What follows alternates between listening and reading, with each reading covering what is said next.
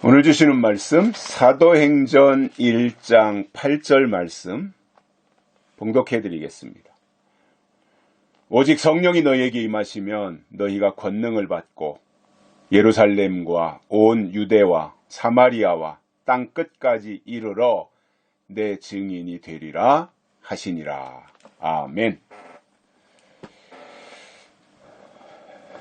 오늘 말씀은 지난주에 녹화한 것입니다.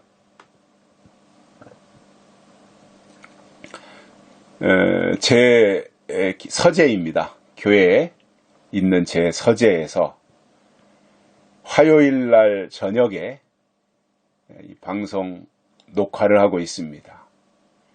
10월 1일 날 주일에 이 말씀을 들으실 때쯤이면 저는 캐나다 동부 지역에 있을 것입니다.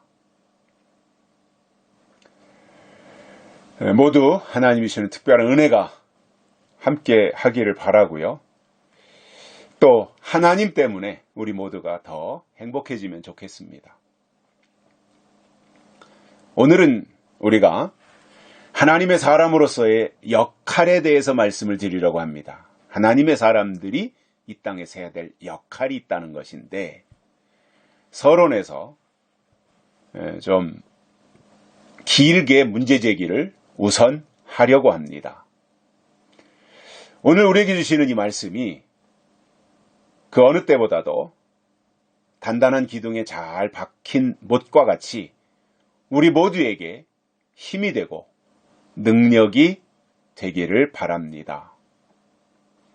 우리가 신앙생활을 한 것은 우리의 자의적인 노력으로 시작한 것이 아니라 하나님의 은혜로 부르심을 받고 하나님의 자녀가 되었으며 그리고 하나님을 믿게 되었습니다.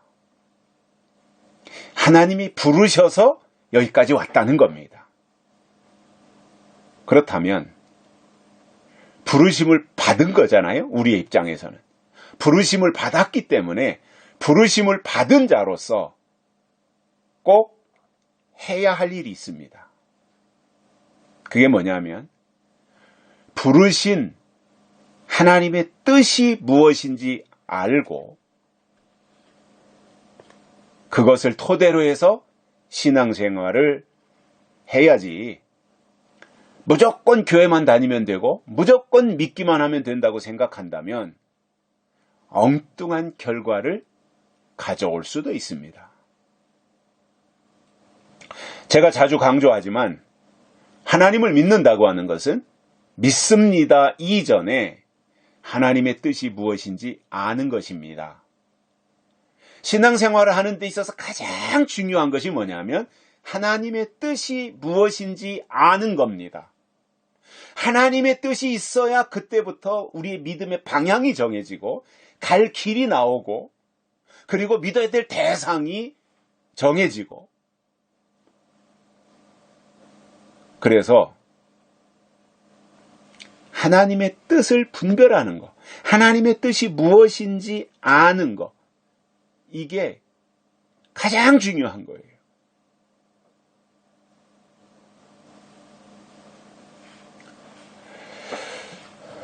그리고 뜻을 깨달았으면, 부르신 분의 뜻을 깨달았으면 다음 단계로 성경의 결론인 재림 단계로 나가야 됩니다. 그리고 그 재림의 깨달음이 있는 사람들은 그것을 가지고 증거하는 증인의 삶을 살아야 됩니다. 증인은 조건이 있습니다. 증인은 보고 들은 것이 있어야 자격이 되듯이 하나님의 증인은 하나님의 일과 관련해서 듣고 본 것을 가지고 증거해야 됩니다. 그냥 어깨너머로 들은 거, 남들이 한 말 전해 듣고 계속 이게 전해지고 연결이 되다 보면 와전이 돼요. 그리고 저 끝에 가서는 전혀 다른 이야기가 될 수도 있어요.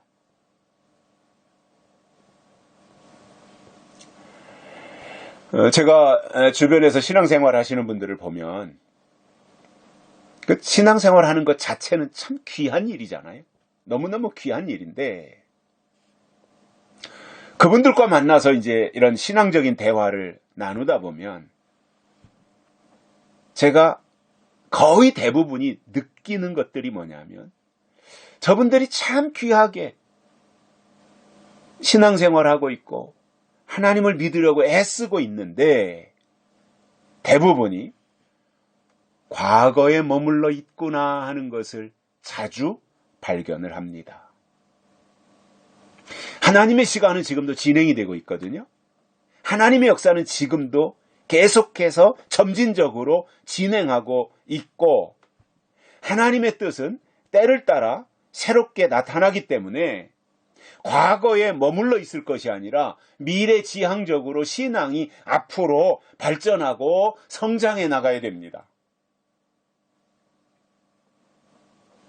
또 교회 중심으로 해서 신앙생활을 아주 잘 하시는 분들을 만나서 얘기하는 가운데 느끼는 것은 이런 것들이 있어요. 하나님의 주권을 믿는 건 좋은데 당연히 하나님의 주권을 인정해야 되고 하나님의 주인 되심, 하나님의 하나님 되심 그것을 인정해야 되는 것은 맞아요. 그런데 하나님의 주권을 인정한다 그래서 우리가 땅에서 살면서 우리가 마땅히 해야 될 어떤 일도 아무것도 하지 않고 방임을 하고 있다. 이것은 아니라는 이야기예요.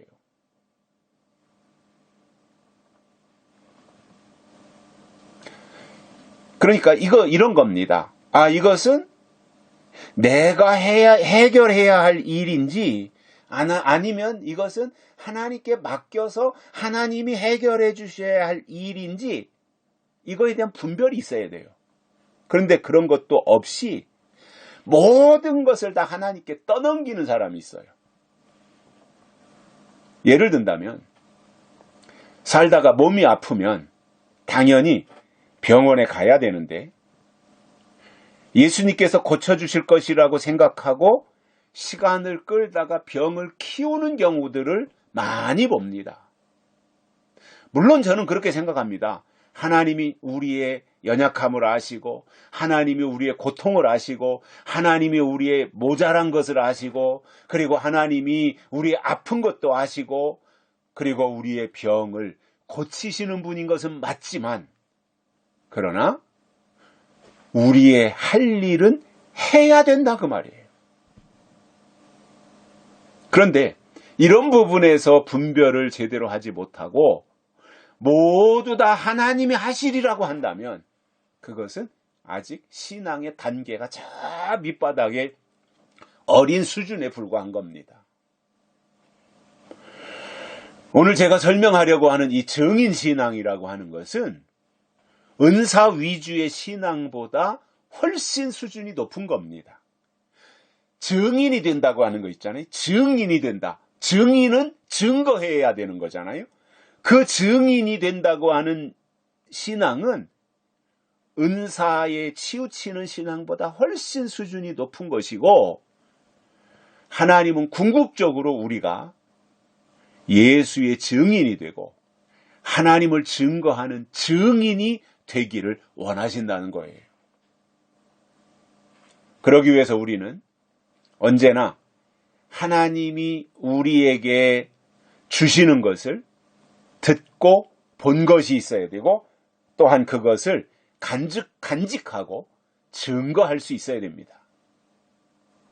예수님께서 십자가에 달려 죽으셨다가 이제 3일 만에 부활하시고 그리고 제자들하고 40일 동안 계시면서 하나님의 나라를 전파하셨어요. 그리고 마지막으로 이제 제자들을 다 예수님을 따라다니는 제자들을 다 불러 모아가지고 이 말씀을 하셨습니다. 예루살렘을 떠나지 말고 내게 들은 바 아버지의 약속하신 것을 기다리라. 이렇게 예수님이 말씀하셨습니다. 예루살렘을 떠나지 말고 약속하신 것을 기다려라. 이게 신앙을 지키는 데 있어서 핵심 부분인 거거든요. 여기서 예루살렘은 성전이 있는 곳입니다. 예루살렘 성전이 있는 곳입니다.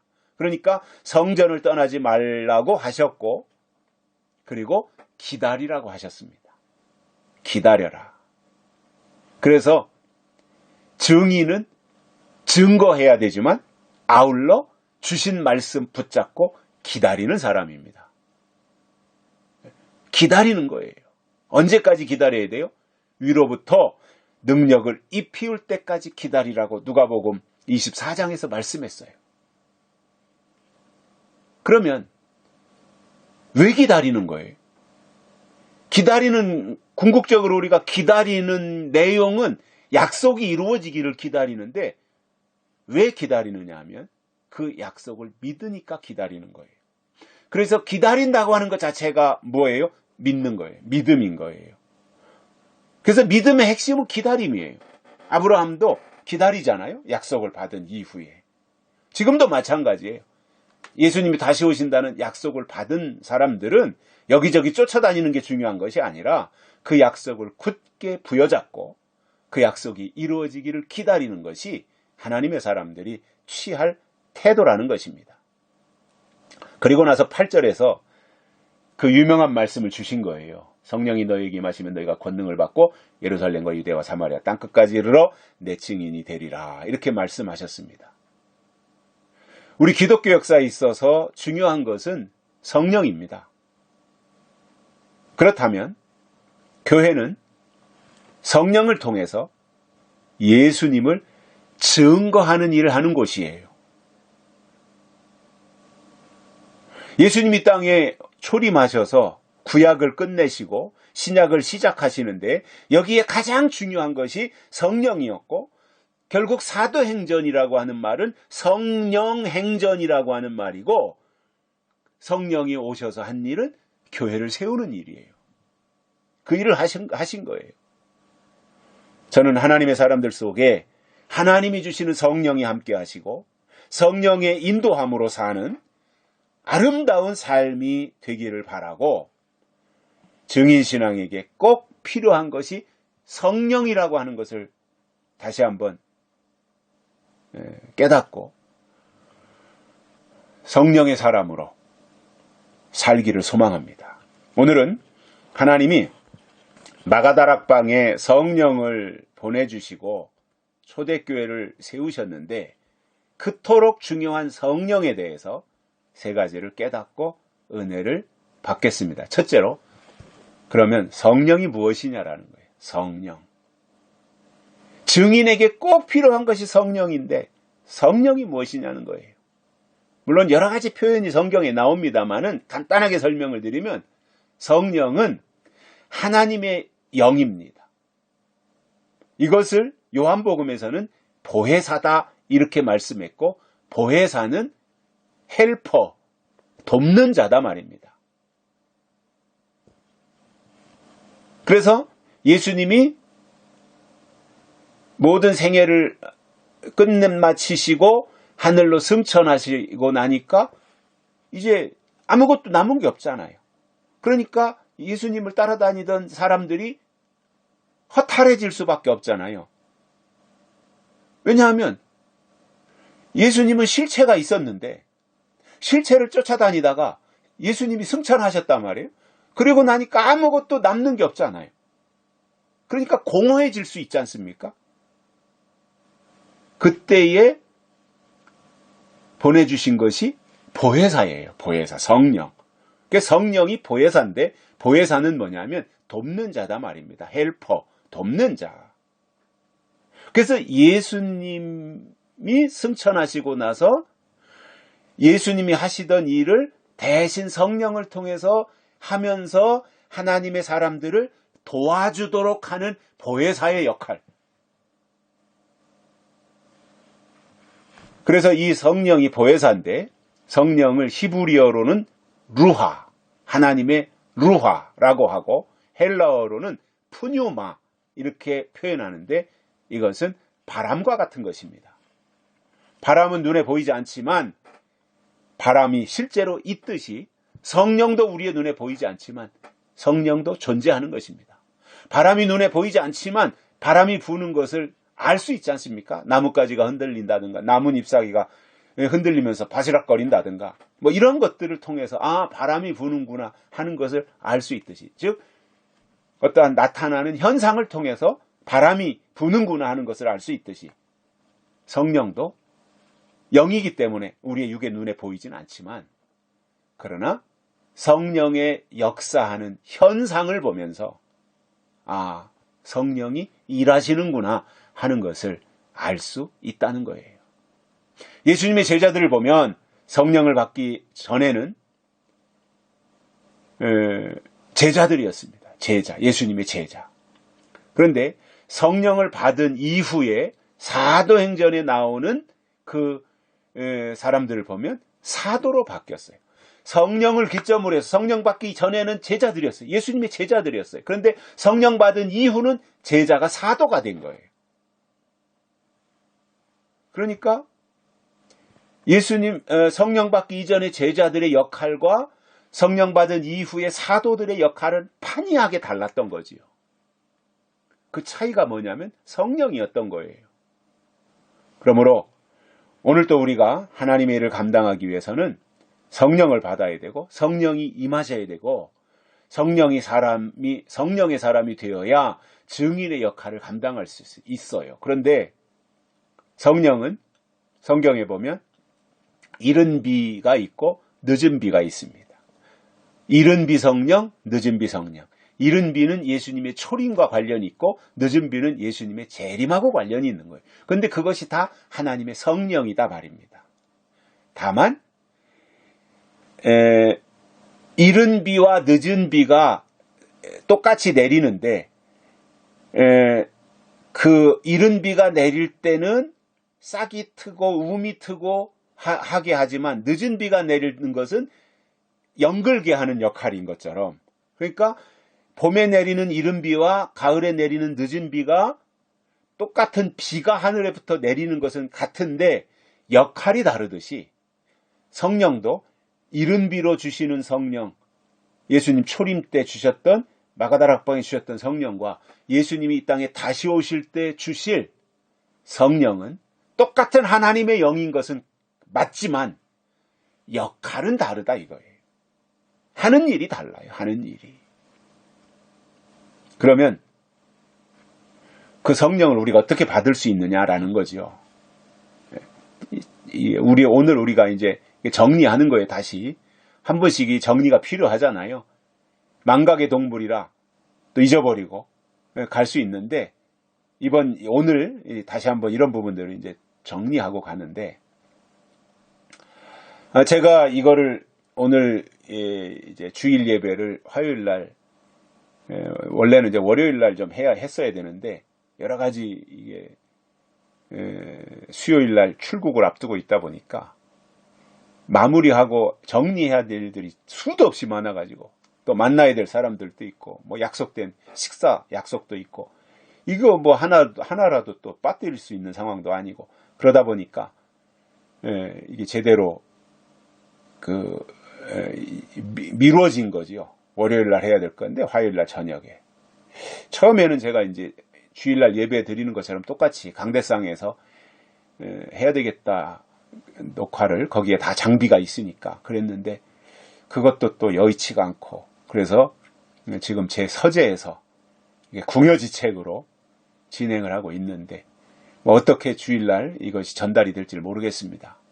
저 나름대로는 제 현재 주어진 여건 속에서 최선을 다하고 있는데, 아무튼 우리에게 이러한 것들도 어떤 신앙적인 유익이 되고 또 이러한 여건과 환경 속에서도 우리가 할 수 있다라고 하는 것들을 한번 시험해보는 장면도 되지 않을까 그런 생각을 해봅니다.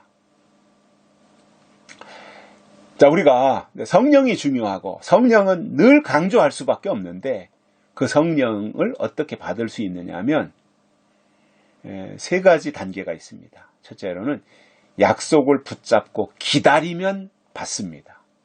약속을 붙잡고 기다리면 받습니다. 기다린다고 하는 것은 기도한다는 것이고 또 기다린다고 하는 것은 그 말씀을 믿는다는 말입니다. 그 약속을 믿는다는 거예요.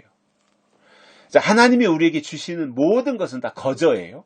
하나님은 다 거저 주셨어요. 공짜로, 무료로 다 주신 거예요. 그리고 예수님도 우리가 예수님을 초청한 적이 없어요. 예수님 오십시오. 뭐 이렇게 한 적이 없어요. 그런데 때가 되니까 예수님도 하나님이 이 세상에 보내주셨어요. 은혜도 마찬가지고 성령도 마찬가지로 때가 되면 하나님이 주시는데, 여기에 우리의 간절함이 더해져서 간구한다면 그 일이 얼마나 더 귀해지겠습니까? 하나님이 작정하신 것은 때가 되면 반드시 하나님은 그 일을 이루세요. 예수님을 보내신다고 말씀하셨으니까 때가 되면 보내시고, 성령을 보내신다고 약속하셨으니까 때가 되니까 성령을 보내주시고, 은혜를 우리에게 주시겠다고 말씀하셨으니까 때가 되니까 은혜를 주시는 거예요. 하나님이 약속하신 것은 때가 되면 반드시 하나님은 우리에게 주신다는 거예요. 그럼에도 그 말씀을 듣고 깨달은 자들이 그 말씀을 우리에게 제공하시도록 기도하고 매달린다면 그 일이 얼마나 더 소중하겠습니까? 무엇보다도 우리가 기도할 때 성령이 오시기를 간구하고, 그리고 성령이 우리에게 오신 최대의 증거가 있다면 마음의 평안과 마음속에 기쁨이 있고, 그리고 더 나아가 하나님이 우리에게 주신 약속의 말씀들을 사모하게 되어 있습니다. 또 두 번째로 성령은 안수할 때 받습니다. 안수할 때 사도행전 8장 17절에 보면 베드로와 요한이 안수함에 성령이 임했다 이렇게 말씀하고 있습니다. 안수할 때. 또 사도행전 9장 17절에 보면은 아나니아가 사울에게 안수할 때 성령 충만했다 이렇게 말씀하고 있습니다. 사도행전 19장 6절에 보면 바울이 안수함에 성령이 임했다 이렇게 말씀하고 있습니다. 그래서 그냥 대충대충 자기들 필요에 의해서 안수하는 거야.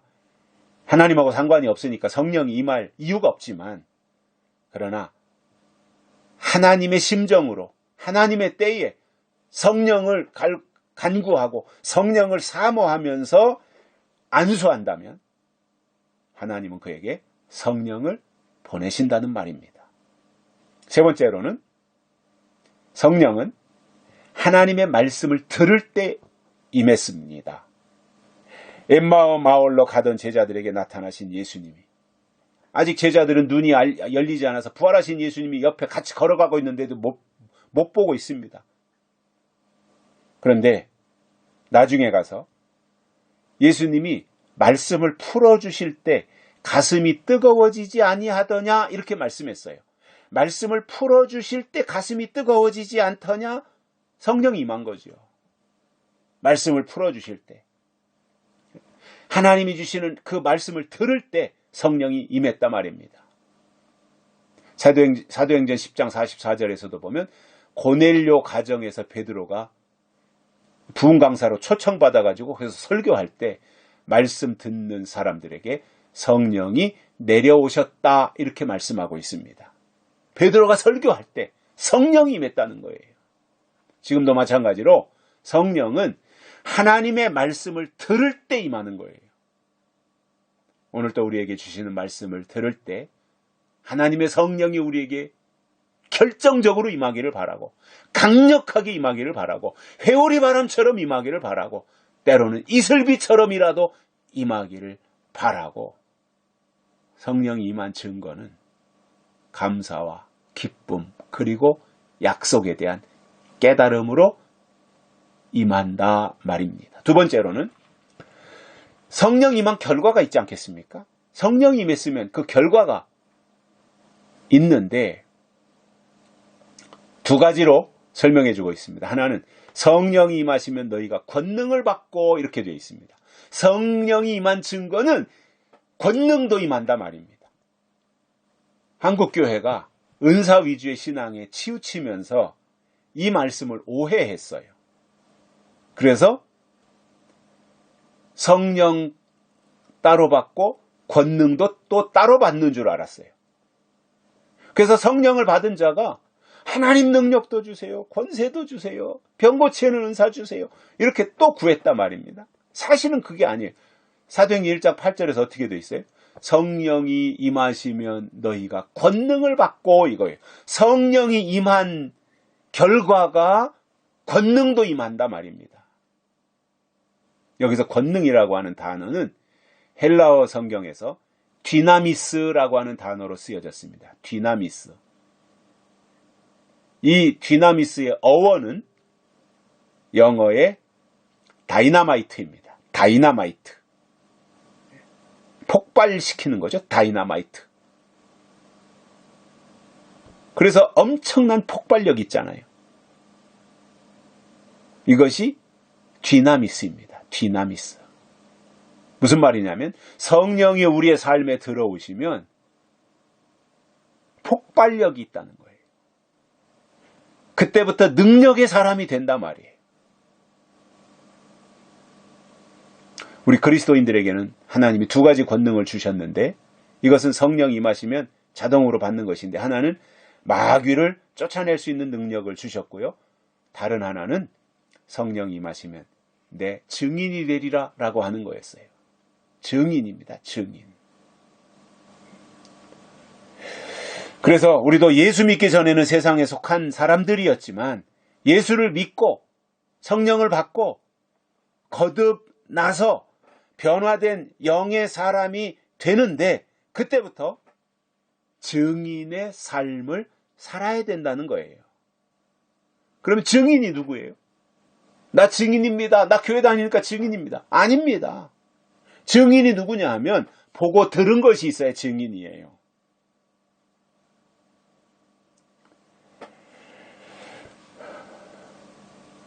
헬라어 성경에 기록된 증인이라고 하는 단어는 마르티스입니다. 마르티스. 이것은 순교적인 자세를 가지고 자신이 보고 들은 것을 증거하는 사람이다, 이렇게 설명하고 있습니다. 베드로는 로마에서 예수를 증거하다가 순교했고, 도마는 인도까지 가서 복음을 전하다가 순교했습니다. 바울은 세계를 다니면서 1차, 2차, 3차 전도 여행까지 하고, 그리고 로마에서 순교했고요. 로마에 가서 저기에요. 원형 경기장, 로마의 그 원형 경기장 근처에 보면 바울이 갇혀 있던 감옥이 있더라고요. 감옥.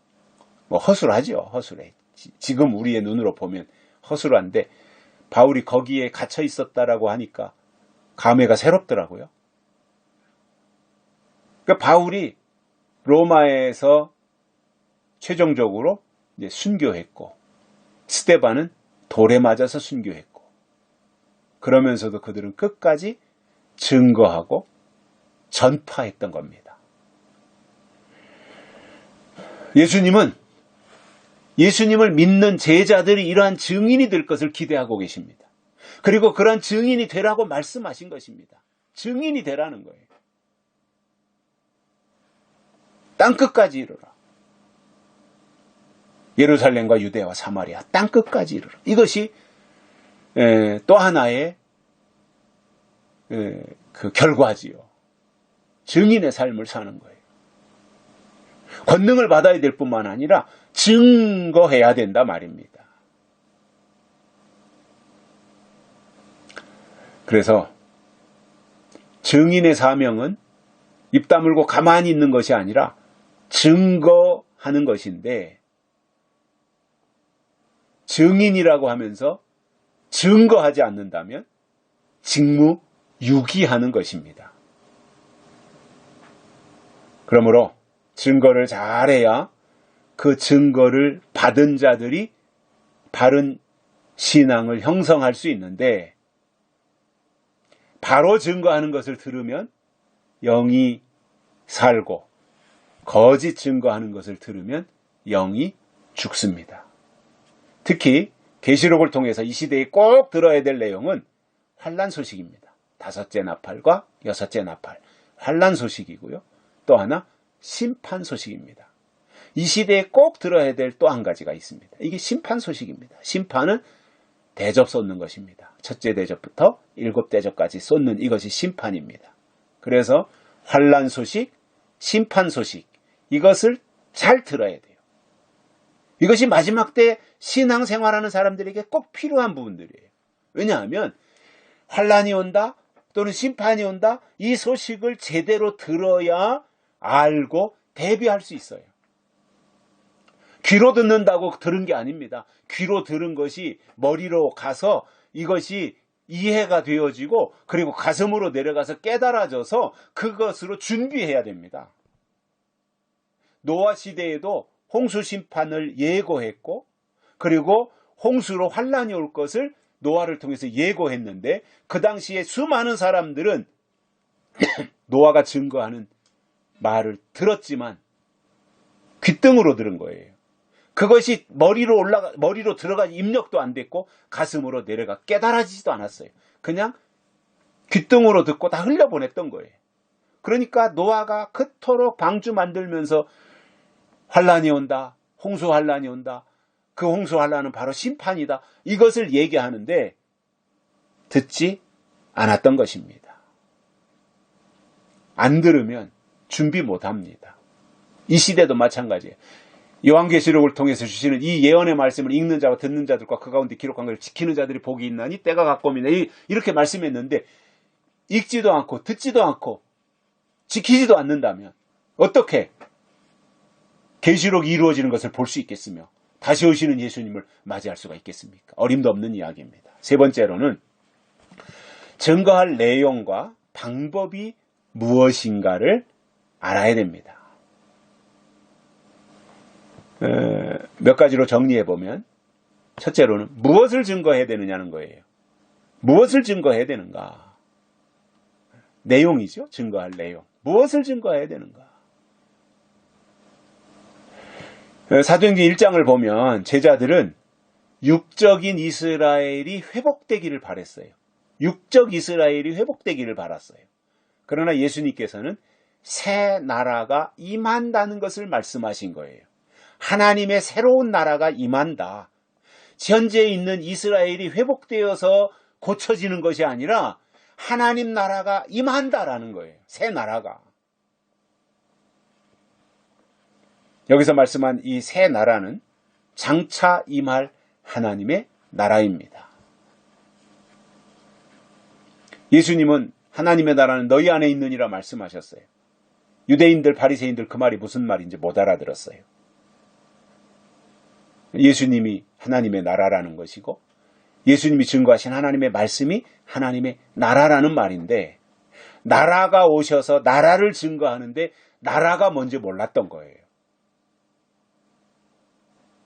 이 나라가 예수님이 증거한 이 하나님의 나라가 마지막 때가 되면 새 예루살렘으로 또는 새 하늘과 새 땅으로 이 땅에 임한다는 것입니다. 결국 초림 예수님은 복음서에서 설명한 것처럼 우리를 죄와 사망에서 구원하시기 위해서 오셔가지고 십자가에 달려 돌아가시고 부활 승천하신 분입니다. 이분이 초림 예수님이에요. 부활해서 승천하시기까지, 그래서 하나님 보좌 우편으로 올라가시기까지, 거기까지가 초림 예수님이 하신 사역이에요. 그러면 다시 오시는 재림 예수님은 어떠냐는 거예요. 계시록에 나타나는 장차 될 일을 완성하기 위해서 오시는 분이시다 이겁니다. 완성하기 위해서 오시는 거예요. 완성. 즉 예수님 재림 직전에 있을 일이 무엇이고 그때 무슨 일이 일어나며 다시 오시는 예수님의 이름이 무엇이고 그리고 다시 오시는 예수님의 모습은 어떤가, 이런 것을 우리가 계시록을 통해서 알아야 되지 않겠습니까? 그리고 예수님이 재림하신 이후에 어떤 일이 일어나는지 이것을 알려주고 있지 않습니까? 성경은. 그래서 예수님이 이 땅에 재림하심으로 성경의 모든 역사는 완성하고 그리고 새하늘과 새 땅으로 들어가는 것으로 마무리되고 그래서 예수님의 재림과 함께 이 세상의 모든 역사는 다 종지부를 찍어 끝나고, 그리고 예수님과 함께 시온산에 선 14만 4천, 그리고 그 이후에 나타나는 흰옷 입은 무리들과 더불어서 천년 왕국에서 살아가는 이 모습들을 계시록에서 설명을 해주고 있지 않습니까? 이 완성이에요. 계시록은 완성이에요. 계시록은 성경의 결론이면서 계시록은 또한 모든 하나님의 역사가 완성되는 것에 대해서 말씀을 해주고 있는 것이고요. 이것이 바로 결론이면서 성경이 설명하는 최고의 축복입니다. 천년왕국 최고의 축복입니다. 예수님의 재림 최고의 축복입니다. 새하늘과 새 땅 최고의 축복입니다. 왜냐하면 하나님의 계획이 다 이루어지고 완성되는 것을 설명하기 때문입니다. 또 하나, 증거해야 될 대상이 있습니다. 증거할 때 대상이 있어야 되잖아요. 누구에게 증거하라는 거예요. 오늘 본문에서 이렇게 설명합니다. 예루살렘과 온 유대와 사마리아 땅끝까지 이르러 내 증인이 되리라. 그러니까 예루살렘, 온 유대, 사마리아 땅끝, 그러니까 좁은 곳에서 작게 시작해서 점점 넓은 곳으로 폭넓게 확장되어 간다라고 하는 의미로 우리가 이해하면 될 것입니다. 전 어렸을 때 아궁이에다가 나무로 불을 많이 떼봤어요. 산에 가서 나무도 해봤고, 그리고 나무로 또 어깨에다 지고도 내려와 봤고, 그리고 그 나무를 아궁이에다가 불로 떼보는데 처음에 성냥을 켜가지고 불을 붙이면 잘 안 붙어요. 불이 한참 이제 하면 그때 불이 붙어요. 불이 붙으면 이제 점점 불길이 세지잖아요. 그래가지고 이제 장작까지 불이 붙어버리면 그때부터는 이제 막 활활 타는 거죠. 하나님의 역사도 마찬가지입니다. 작게 시작해서 커지는 거예요. 작은 불꽃 하나가 큰 불이 되듯이 그렇게 점점 퍼져나가는 거예요. 그래서 오늘 본문에서는 이렇게 말씀합니다. 먼저 예루살렘에서 증인이 되라 이렇게 말씀했습니다. 예루살렘이 어디냐면 예수님을 십자가에 못 박은 유대인들이 들끓는 곳이고 방해꾼이 있는 곳입니다. 그러나 거기에 제사장들이 있습니다. 유대인들이 있습니다. 바리새인들이 있습니다. 그런데 그들이 예수 방해꾼들입니다. 거기서 잠수 타고 숨으라는 것이 아니라 거기서도 증인이 되라고 말씀했습니다. 또 온 유대에서 증인이 되라 그랬습니다. 유대는 예수님을 십자가에 못 박는 일에 앞장선 사람들입니다. 성전을 지었는데 예수님을 십자가에 못 박는 일에도 앞장섰어요. 참 이게 모순이지 않습니까? 거룩한 일과 속된 일을 유다가 다 한 거예요. 하나님의 성전도 완성했지만 예수님을 십자가에 못 박으라고 소리 질렀던 사람들이 유대인들이에요. 그래서 예수님의 십자가 앞에서 빌라도가 재판을 하는데 살인범을 놔줄지언정 예수는 죽여야 된다고 소리 질렀던 것이 그들이었습니다. 또 사마리아에서 증인이 되라고 하셨습니다. 사마리아가 어디냐면 피가 섞인 사람들이 모여 사는 곳입니다. 그래서 예수님 초림하셨을 때 당시에는 사마리아 사람 하면 짐승 취급을 했습니다. 더럽다 이거예요. 피가 섞였다 이겁니다. 잡종이다 말입니다. 잡종. 그런데 예수님은 멸시를 받는 사마리아에도 가서 예수님의 증인이 되라고 말씀하셨습니다. 쉽지 않아요. 나를 환영하는 데 가서 복음을 전하고 싶지 나를 반대하고 늘 나를 해코지 하려고 그러고 나를 죽이려고 하고 나를 비방하고 비난하고 조롱하고 하는 그런 사람들 속에 가서 증인이 되고 싶겠습니까? 그런데 거기로도 가라 이렇게 말씀하셨습니다. 마지막으로 땅끝까지 증인이 되라 이렇게 하셨어요. 땅끝이 어디입니까? 이 말씀을 주신 곳이 이스라엘 예루살렘이었고요. 이스라엘은 지도를 놓고 보면 서쪽에 있습니다. 그 이스라엘에서 볼 때 땅끝은 동쪽입니다. 왜냐하면 이스라엘 끝에 거기가 대서양 지중해 앞에 이스라엘 나라가 있으니까 거기서 볼 때 그 이스라엘이 끝머리인데 거기에서 보면 이쪽은 바다잖아요, 이제.